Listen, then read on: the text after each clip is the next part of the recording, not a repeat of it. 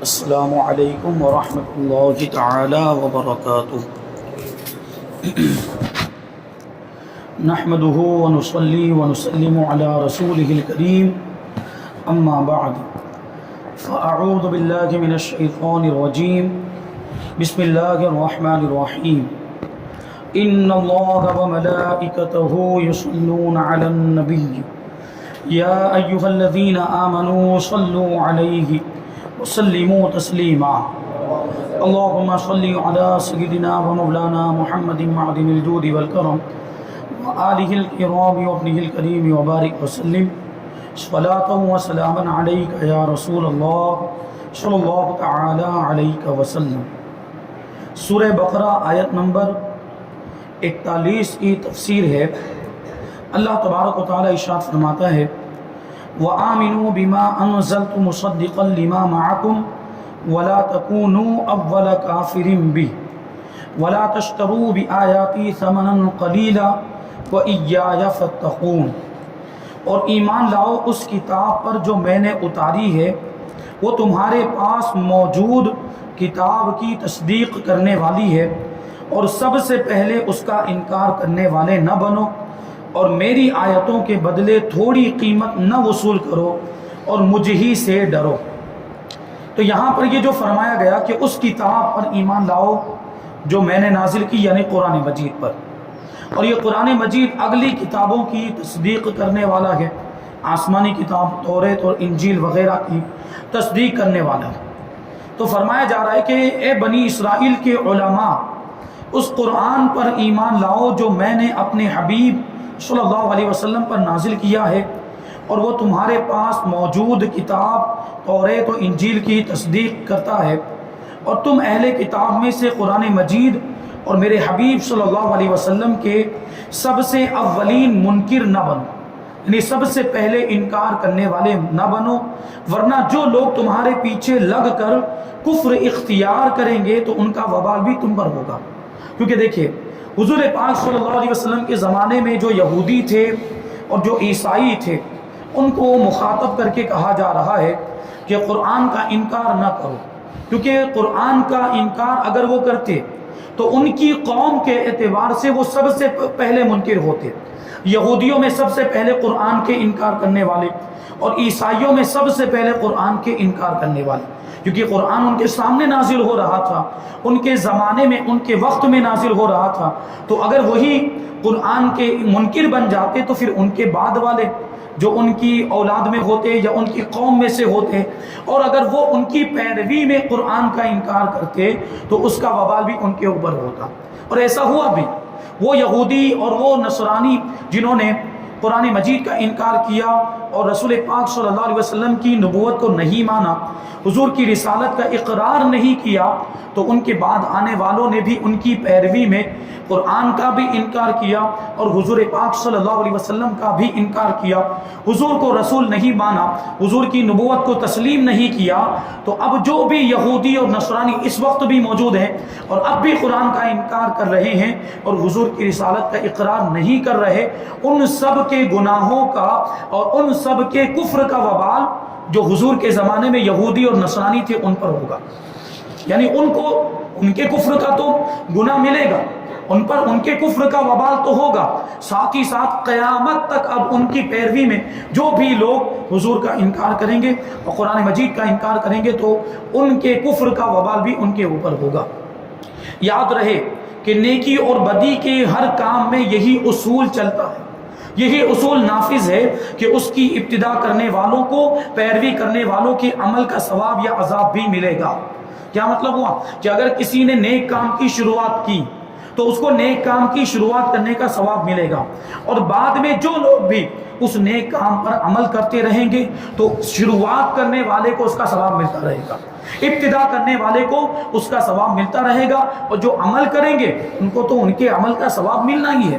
اب اس کے برعکس اگر کسی نے برے کام کی شروعات کی، اگر کسی نے غلط کام کو ایجاد کیا تو اس کو اس غلط کام کی شروعات کرنے کا گناہ تو ملے گا، وہ عذاب کا مستحق ہوگا، اور بعد میں اس کی پیروی میں جو بھی اس غلط کام پر عمل کریں گے، اس غلط طریقے پر عمل کریں گے، سب کے برابر اس کو بھی گناہ ملے گا، ایجاد کرنے والے کو، اور ان کے گناہ میں کوئی کمی بھی نہیں ہوگی۔ اور یہ حدیث پاک کا مفہوم ہے۔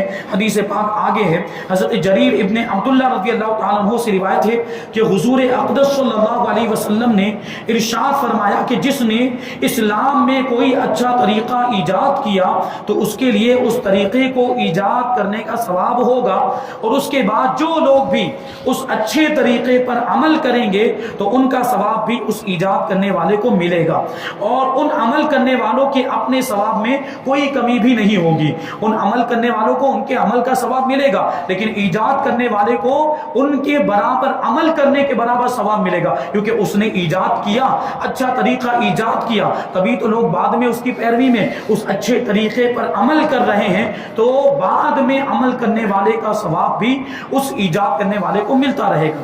اور اس کے برعکس جس نے اسلام میں برا طریقہ ایجاد کیا تو اس پر اس کا گناہ ہوگا، برا طریقہ ایجاد کرنے کا گناہ ہوگا، اور اس کے بعد جو لوگ اس برے طریقے پر عمل کریں گے تو ان کا گناہ بھی اسے ہوگا جس نے اس کو ایجاد کیا، اور ان عمل کرنے والوں کے اپنے گناہ میں کوئی کمی بھی نہیں ہوگی، یعنی برے طریقے پر عمل کرنے کی وجہ سے وہ خود تو گنہگار ہوں گے، لیکن ان کے گناہوں کی وجہ سے اس ایجاد کرنے والے کو بھی اس کا گناہ ملے گا، اور ان کا وبال بھی ایجاد کرنے والے پر ہوگا۔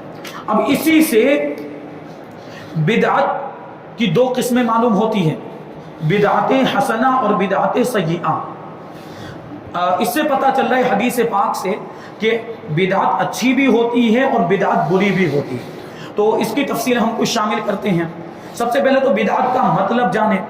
بدعت کا مطلب ہوتا ہے کوئی نئی بات، کوئی نئی چیز جو حضور کے زمانے میں، صحابہ کے زمانے میں نہ ہو، اس کو بدعت کہا جائے گا اصطلاح کے اعتبار سے۔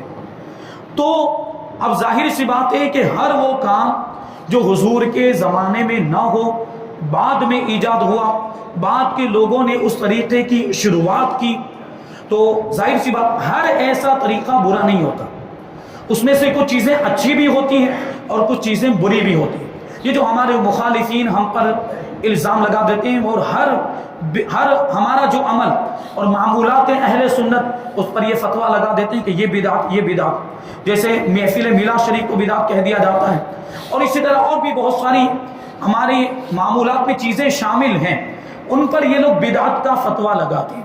اور دلیل کہاں سے لاتے ہیں؟ حدیث پاک سے۔ حدیث پاک میں آیا ہے کہ کلو بدعت ضلالہ، ہر بدعت گمراہی ہے۔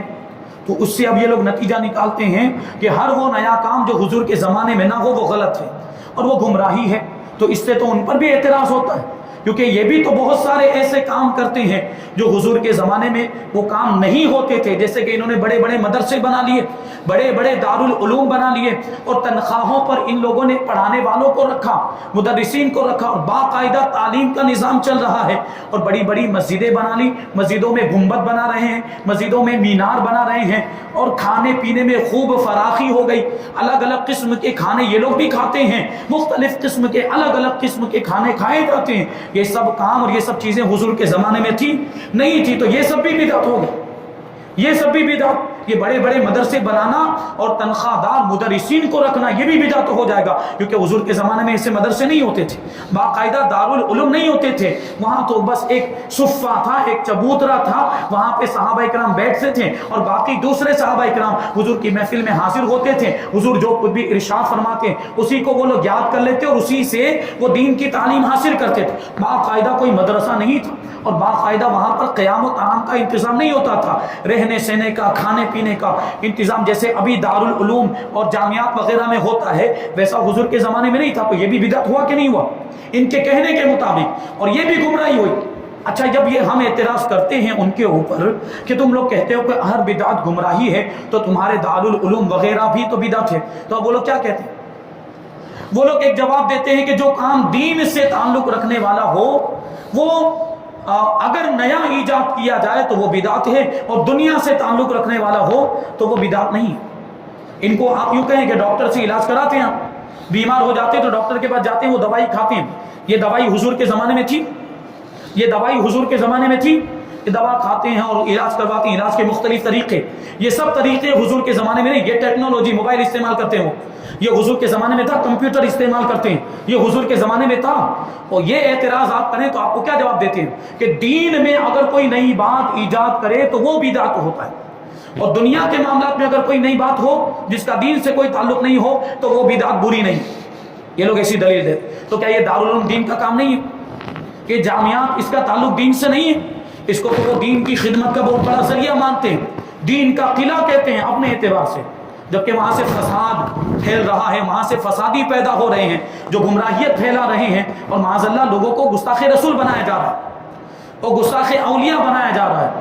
تو یہ کیا اس کا تعلق ان کے اعتبار سے، ان کے خیال اور گمان کے مطابق دین سے نہیں ہے؟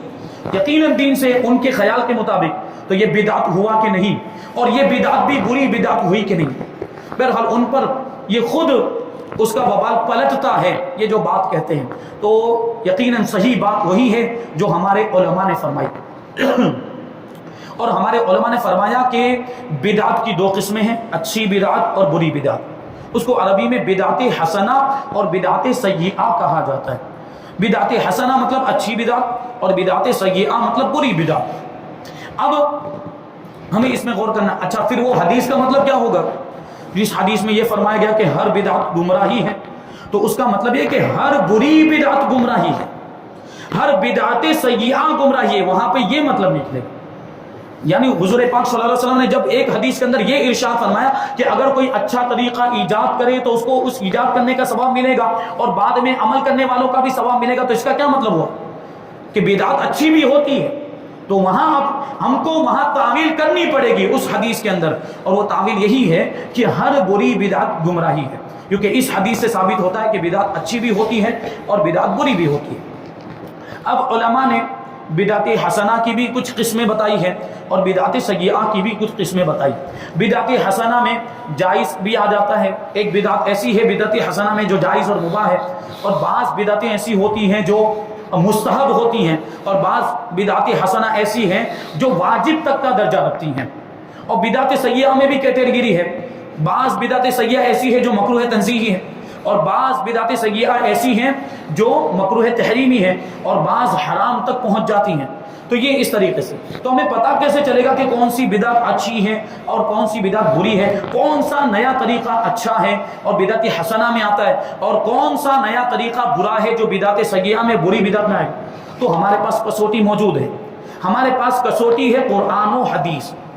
جو بدعت قرآن اور حدیث سے ٹکراتی ہو وہ بری ہے، اور جو بدعت قرآن و حدیث سے ٹکراتی نہیں، قرآن و حدیث کے اصول کے مطابق ہو، اور اس سے نہ کوئی حدیث کی مخالفت ہو رہی ہو، نہ قرآن کی کسی آیت کی مخالفت ہو رہی ہو، بلکہ بعض بدعتیں تو ایسی ہوتی ہیں جن سے قرآن اور حدیث بلکہ دین اسلام کو تقویت ملتی ہے. بعض بدعتیں جیسے یہ اپنی مدرسہ ہی لے لیں آپ، دارالعلوم جو بنائے جاتے ہیں اور جامعات بنائے جاتے ہیں، تو اس سے دین کو کتنا فائدہ ہو رہا ہے؟ اس سے دین کو فائدہ ہو رہا ہے کہ نہیں ہو رہا؟ وہاں سے دین کے سپاہی پیدا ہو رہے ہیں، وہاں سے علماء پیدا ہو رہے ہیں جو بعد میں جا کر دین کی خدمت انجام دیتے ہیں. تو یہ دین کے قلعے، اب یہ دارالعلوم بنانا کتنا ضروری ہو گیا. تو یہ تو دین کی تقویت اس سے ہو رہی ہے، دین کو تائید مل رہی ہے اور دین کی ترویج و اشاعت ہو رہی ہے. تو اور بھی اس کی تفصیل ہے، ابھی پوری تفصیل شامل کریں تو پورا درس اسی میں ختم ہو جائے گا. بہرحال آپ یہ ذہن میں رکھیں کہ ہر بدعت بری نہیں ہوتی، کچھ بدعتیں اچھی بھی ہوتی ہیں، اور کچھ ایسے بزرگوں کے طریقے بھی ہیں. بزرگوں نے کچھ ایسے طریقے اسی حدیث پر عمل کرتے ہوئے ایجاد کیے ہیں کہ جن پر عمل کرنے کی وجہ سے ہمیں بھی ثواب ملتا ہے اور ایجاد کرنے والے کو بھی ثواب ملتا ہے. جیسے کہ محفل میلاد شریف، محفل میلاد شریف یہ باقاعدہ جس طرح اہتمام کے ساتھ ہم لوگ کرتے ہیں، اس طرح حضور کے زمانے میں نہیں ہوتی تھی. ورنہ میلاد کا ثبوت تو ملتا ہے، قرآن مجید میں بھی حضور کی ولادت کا ذکر ہے، احادیث میں بھی بہت سی جگہوں پر حضور کی ولادت کا ذکر ہے، اور حضور کی ولادت کے ذکر کو ہی تو میلاد کہا جاتا ہے. میلاد شریف کی محفل میں ہوتا کیا ہے؟ میلاد شریف کی محفل میں حضور کی نعتیں پڑھی جاتی، حضور کی تعریف کی جاتی ہے. تو حضور کی تعریف تو قرآن میں بھی ہے، حضور کی تعریف تو قرآن میں بھی ہے، اور حدیثوں کے اندر بھی حضور نے بہت سی حدیثوں کے اندر اپنے فضائل بیان کیے. اور فضائل یہ تعریف ہے، نعت ہے. اور حضور کی ولادت کا ہم ذکر کرتے ہیں تو حضور کے تشریف لانے کا اور حضور کی ولادت کا ذکر قرآن مجید کے اندر بھی ہے. قد جاءکم من اللہ نور و کتاب مبین. ہے کہ نہیں؟ تحقیق کہ تمہارے پاس اللہ کی جانب سے نور آیا، یہ حضور کی ولادت کا ذکر نہیں ہے تو اور کیا ہے؟ اور بھی بہت سے مقامات پر لقد جاءکم رسول من انفسکم عزیز علیہ ما عنتم حریص علیکم، یہ آیت کریمہ ہے، اس میں بھی حضور کے تشریف لانے کا ذکر ہے، اور بھی بہت سی آیت کریمہ جو بیان کی جا سکتی ہیں، اس میں حضور کی ولادت کا ذکر ہے، قرآن کے اندر حضور کی ولادت کا ذکر ہے، اور حدیثوں کے اندر بھی حضور کی ولادت کا ذکر ہے، حدیثوں میں بھی ہے۔ تو ولادت کا ذکر ہوتا ہے، حضور کی نعتیں پڑھی جاتی ہیں، اور قرآن خوانی ہوتی ہے، قرآن پڑھا جاتا ہے، تو قرآن کی تلاوت کرنا کیا بری بات ہے؟ قرآن کی تلاوت میں کیا گناہ ملتا ہے؟ ثواب ہی کا کام۔ تو قرآن کی تلاوت کہیں پر بھی کی جائے، کیسے بھی کی جائے، مناسب مقام پر، گندی جگہ پہ، غلط جگہ پہ، جہاں نہیں پڑھنا چاہیے، جہاں منع فرمائے وہ نہیں، تو محفل میلاد ہم اچھی جگہ پر ہی منعقد کرتے ہیں، مسجدوں میں منعقد کرتے ہیں، یا کسی پاکیزہ جگہ میں، کسی ہال میں، کسی کمرے میں، کسی کے مکان میں۔ اور یہ بھی تو دیکھیے سنیوں کا طریقہ ہے، وہ آداب کا کیسا لحاظ رکھتے ہیں کہ اگر کسی کے گھر میں بھی محفل میلاد ہو رہی ہو تو صاف صفائی کی جاتی کہ نہیں کی جاتی؟ جہاں محفل میلاد رکھنی ہے وہاں اچھی طرح جو ہے کہ صاف صفائی، جھاڑو وغیرہ لگائیں گے، بسا اوقات تو اس کو دھلا بھی جاتا ہے اور اس کو پانی سے صاف کیا جاتا ہے۔ کیا ہے؟ یہ آداب ہے، اور سنی تو ادب والا ہوتا ہی ہے، سنی تعظیم کرتا ہے، نسبتوں کی تعظیم۔ تو یہ سب چیزیں، قرآن کی تلاوت اگر دوسرے مقام پر کریں تو اس میں ثواب، محفل میلاد میں کریں تو اور ثواب ہے۔ تو یہ سب کام یہ قرآن و حدیث کے مطابق ہیں، تو ہم اس کو اہتمام کے ساتھ اگر کرتے ہیں تو یہ بدعت سیئہ کیسے ہو جائے گا؟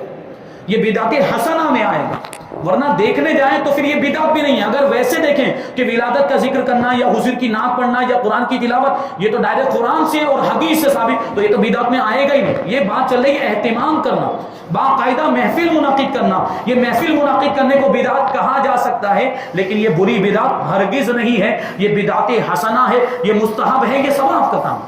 اس میں بڑی برکتیں، لوگ اپنی ماتھے کی آنکھوں سے برکتیں دیکھتے ہیں اور محسوس بھی کرتے ہیں، جن کے گھروں میں محفل میلاد ہوتی ہے وہ جانتے ہیں۔ تو یہ اچھی چیزیں۔ آگے فرمایا وَلَا تَشْتَرُوا بِآيَاتِي ثَمَنًا قَلِيلًا، اور میری آیتوں کے بدلے میں تھوڑی قیمت وصول نہ کرو۔ اس آیت میں دنیا کے حقیر و ذلیل مال کے بدلے اللہ تعالیٰ کی آیتیں بیچنے سے منع کیا گیا۔ اب آیتیں بیچنے کا کیا مطلب؟ یہ آیت تو کوئی مال تھوڑی ہے، جیسے ہم لوگ سامان بیچتے ہیں، ایسا کوئی وہ آیتیں ایسی کوئی چیز ہے کہ اس کو بیچا جا سکے، تو اس کا کیا مطلب ہوتا ہے آیتیں بیچنے کا؟ مطلب فرماتے ہیں یہاں ان آیات سے، جو آیتیں بیچنا جو ذکر آیا، تو ان آیتوں سے توریت اور انجیل کی آیتیں مراد، اور وہ خاص طور پر توریت اور انجیل کی وہ آیتیں جن میں حضور پاک صلی اللہ علیہ وسلم کے اوصاف، آپ کے فضائل اور آپ کی نشانیاں اور علامتیں بیان کی گئی۔ تو یہ لوگ کیا کرتے تھے؟ یہود و نصارہ، اور یہود و نصارہ میں بھی خاص طور پر وہ لوگ جو آسمانی کتابوں کے عالم تھے، توریت کے عالم اور انجیل کے عالم، تو وہ کیا کرتے تھے؟ یہ توریت میں اور انجیل میں جو حضور کی علامتیں اور حضور کی نشانیوں کے تعلق سے جو آیتیں نازل ہوئی تھی، قرآن پاک کی یہ آیتیں ان یہودیوں کے بارے میں نازل ہوئی جنہیں اپنی قوم سے نذرانے اور وظیفے ملتے تھے، پیسہ ملتا تھا، اور انہیں ڈر تھا کہ اگر قوم کو معلوم ہو گیا کہ توریت میں محمد مصطفیٰ صلی اللہ علیہ وسلم کی نشانیاں بیان کی گئی ہے، تو وہ ان سرداروں کو چھوڑ کر محمد صلی اللہ علیہ وسلم پر ایمان لے آئیں گے، اور یوں ان کے نذرانے بند ہو جائیں گے۔ ظاہر سی بات، اب ان کی سرداری ختم ہو جائے گی، اور دنیا کا مال، اب جو سلسلہ جاری تھا، جو دولت مل رہی تھی، نذرانے اور ہدیے، تحفے، تحائف، ظاہر سی بات اب حضور کے دامن سے وابستہ ہو جائیں گے، تو پھر ان کو کون مانے گا اور ان کو کون ہدیے؟ جبکہ یہ اگر یوں سوچتے کہ اگر ہم بھی حضور پر ایمان لے آئے تو ہمارے مرتبوں میں بھی اضافہ ہو جائے گا، یہ دنیا کی دولت تو کیا چیز ہے، ہم جنت کے مستحق ہو جائیں گے، اور اس سے بڑی تو کوئی دولت نہیں ہو سکتی، یہ ان کو سوچنا چاہیے تھا۔ تو دنیا کی لالچ میں معاذ اللہ انہوں نے توریت اور انجیل کی ان آیتوں کو چھپایا جن میں حضور پاک صلی اللہ علیہ وسلم کی علامتیں بیان کی گئی تھی، حضور کے اوصاف بیان کیے گئے تھے، دنیا کی دولت کی لالچ میں۔ تو یہ دنیا کی دولت، یہ لالچ اگر اس کی ہو نا تو بہت بری چیز۔ دنیا کی دولت، بار بار یہ بات بتا چکا ہوں کہ دنیا کی دولت اور دنیا کا مال ویسے برا نہیں، اس کا استعمال برا ہو سکتا ہے۔ اور لالچ اگر ہے کہ دنیا کی دولت کی لالچ میں آپ کچھ بھی کر جائیں، پھر حرام بھی کما رہے ہیں، ناجائز طریقے سے بھی دولت کما رہے ہیں، تو پھر یہ اب لالچ میں ہوگا۔ تو جائز طریقے سے کمائیں، حلال طریقے سے کمائیں، اور اس کو حلال جگہ پہ خرچ کریں، نیک کاموں میں خرچ کریں، تو پھر یہ مال بہت اچھا ہے، یہ آپ کی نجات کا ذریعہ بھی بن سکتا ہے۔ تو دیکھیے یہ مال کی لالچ میں وہ لوگ ایسا کرتے تھے۔ حضور پاک صلی اللہ علیہ وسلم کی نعت پر مشتمل جو آیتیں تھیں اس کو چھپاتے تھے، اور اسی کو فرمایا جا رہا ہے کہ دنیا کے قلیل مال کے بدلے میں اللہ کی آیتیں بیچتے تھے، یعنی اس کو چھپاتے تھے، اللہ کی آیتوں کو وہ چھپا لیتے تھے، لوگوں کو بتاتے نہیں تھے۔ اور اس آیت اور اس کے بعد والی آیت سے معلوم ہوا کہ یہودی علماء اپنے باطل مفادات، اپنے فائدے کے لیے، اپنے ذاتی فائدے کے لیے اور نفسانی خواہشات اور جاہلانہ توہمات، وہم و گمان، اس کی بنیاد پر اپنی کتابوں میں موجود ان آیتوں کو چھپاتے تھے جن میں نبی کریم صلی اللہ علیہ وسلم کی عظمت و شان اور ان کے اوصاف اور آپ کی خوبیاں بیان کی گئی تھی۔ اور اگر کبھی کوئی آیت بیان بھی کرتے تھے تو اس کے ساتھ باطل باتیں ملا کر بیان کرتے تھے، جھوٹی باتیں ملا دیتے تاکہ وہ بات مشتبہ ہو جائے، اس میں شک پیدا ہو جائے کہ یہ واقعی حضور کے بارے میں ہے یا کسی اور کے بارے میں۔ جیسے کہ اس میں یہ کیا کرتے تھے، اس میں ایک کام یہ کرتے تھے اور یہ کہتے تھے کہ ہاں توریت کے اندر ذکر تو ہے نبی آخر الزماں کا، توریت کے اندر یہ بات تو ہے کہ ایک نبی آئیں گے جو خاتم النبیین ہوں گے، اور سارے اوصاف بیان کرتے، کبھی کبھی کچھ آیتیں بیان کرتے، لیکن کیا کہتے تھے کہ وہ نبی ہمارے لیے نہیں ہوں گے، یہودیوں کے لیے نہیں ہوں گے، یا عیسائیوں کے علماء کہتے ہیں وہ ہمارے لیے نہیں، یعنی ہمارے لیے ان پر ایمان لانا ضروری نہیں، دوسرے لوگ ایمان لائیں، اور وہ دوسرے لوگوں کے لیے معاذ اللہ یہ انہوں نے اپنی طرف سے گڑھا تھا، اپنی طرف سے یہ بات بنا لی۔ اب یہ ملا کر وہ لوگوں کو کبھی کوئی آیت بتاتے بھی تھے تو اس میں اس طرح کی باطل باتیں اور جھوٹی باتیں شامل کرتے تاکہ ان کی وہ جو جھوٹی شان ہے، دنیاوی شان، وہ باقی رہے اور ان کی سرداری باقی رہے اور ان کو نذرانے ملتے رہے، ہدیے اور تحفے تحائف ملتے رہے۔ تو یہ وہ لوگ کرتے تھے، آیتوں کو چھپاتے تھے، توریت کی اور انجیل کی۔ حالانکہ علماء کا منصب تو حق بات کا اعلان کرنا ہوتا ہے، علماء کی ذمہ داری یہ ہوتی ہے کہ حق بات کو ڈنکے کی چوٹ پر بیان کریں اور حق اور باطل کو جدا کر دیں، مالی اور ذاتی مفادات کو دین پر قربان کر دیں، اپنے ذات کے فائدے کو اور اپنے مال کے فائدے کو، جب دین کی بات آئے نا تو اپنا مال بھی قربان کر دے اور اپنی عزت کی بھی پرواہ نہ کرے اور دین کا محافظ بن جائے۔ یہ علماء کی ذمہ داری ہوتی ہے کہ دین کی وہ حفاظت کریں، دین پر پہرے داری کریں۔ یہودیوں کے بیان کردہ طرز عمل اور علماء کے منصب کو سامنے رکھتے ہوئے ان لوگوں کو اپنی حالت پر غور کرنے کی حاجت ہے جن کا حضور پرنور صلی اللہ علیہ وسلم کی عظمت و شان بیان کرنے کے معاملے میں سلسلہ کہیں اور ہی جا کر ملتا ہے۔ بات سمجھ میں آئی؟ یہودی کیا کرتے تھے کہ حضور کی شان توریت اور انجیل کی جن آیتوں سے ثابت ہوتی تھی، یہودی عیسائی علماء ان آیتوں کو چھپاتے تھے۔ تو آج کے زمانے میں جو ہمارے مخالفین ہیں، صاحب بولو وہابیہ دیا بنا، یہ بھی تو یہی بات کرتے ہیں کہ قرآن کی جن آیتوں سے اور حدیثوں سے جہاں حضور کی شان ثابت ہو رہی ہوتی ہے، حضور کی عظمت ثابت ہو رہی ہوتی، اس کا غلط مطلب بیان کریں گے یا ان حدیثوں کو چھپاتے، جیسے کہ حدیث نور کے بارے میں نے آپ کو بتایا تھا کیسی عالمگیر سازش انہوں نے کی تھی کہ مصنف عبد الرزاق سے وہ حدیث ہی اڑا، ان کو برداشت ہی نہیں ہے حضور کی عظمت، حضور کی تعظیم اگر کسی آیت سے اور کسی حدیث سے ثابت ہوتی ہو تو اس کی غلط تعویل بیان کریں گے، غلط مطلب بیان کریں گے، یا وہ حدیث بیان ہی نہیں کرتے، اس حدیث کو چھپائیں گے اور اس آیت کو چھپائیں گے جس سے حضور کی عظمت ظاہر ہوتی ہو، اور ایسی آیتیں ڈھونڈ ڈھونڈ کر لائیں گے کہ جہاں پر کوئی ایسا پہلو معاذ اللہ گستاخی کا ان کے اعتبار سے، ان کے گمان کے مطابق، ورنہ کہیں بھی کسی آیت میں یا کسی بھی حدیث میں حضور کی گستاخی کا پہلو ہو ہی نہیں سکتا۔ وہ اپنے اعتبار سے غلط مطلب بیان کرتے ہیں، غلط ترجمے کرتے ہیں معاذ اللہ، اور حدیثوں کے غلط مطلب اور غلط معانی اور غلط ترجمے لوگوں کے سامنے بیان کرتے ہیں۔ اس وجہ سے ایسے گمراہوں سے بچنا چاہیے۔ ان کا وہی طریقہ ہے جو یہودیوں کا طریقہ تھا، حضور کی شان کو چھپانا، حضور کی عظمت کو چھپانا۔